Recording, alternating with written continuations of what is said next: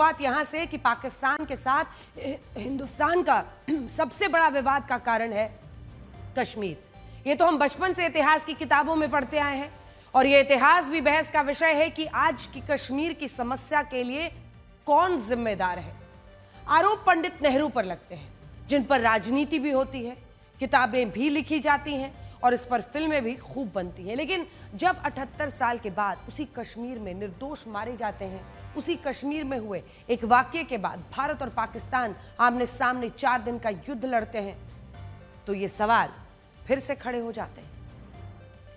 जरा कल्पना कीजिए कि अगर भारत और पाकिस्तान के बीच में कश्मीर का मुद्दा ना होता तो क्या होता। हम पाकिस्तान की तो बात नहीं करते, लेकिन क्या भारत की स्थिति कुछ और होती? ये सवाल तो हम उठा ही सकते हैं कि भारत की स्थिति क्या होती। कश्मीर हिंदुस्तान का अभिन्न अंग है, वो तो भारत का हिस्सा होता ही, लेकिन पूरा का पूरा कश्मीर हमारे पास होता तो क्या होता, तो भारत की क्या तस्वीर होती। क्योंकि आज भारत के कश्मीर का ये हिस्सा पाकिस्तान के कब्जे में है और आज इसी पाकिस्तान ऑक्यूपाइड कश्मीर को लेकर प्रधानमंत्री नरेंद्र मोदी ने कुछ बड़ी बातें कही हैं। पीएम ने इस कश्मीर को लेकर बड़ा सवाल उठाया।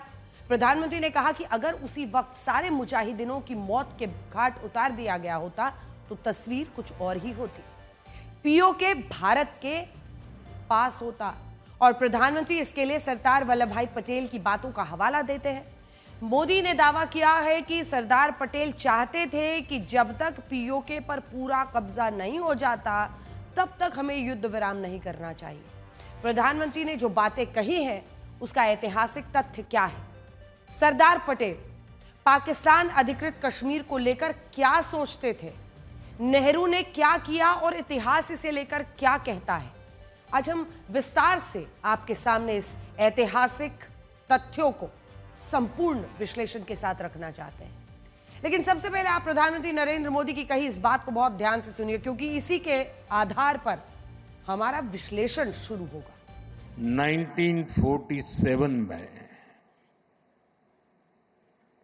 जब मां भारती के टुकड़े हुए, कटनी चाहिए थी तो जंजीरें, लेकिन काट दी गई भुजाएं, देश के 3 टुकड़े कर दिए गए।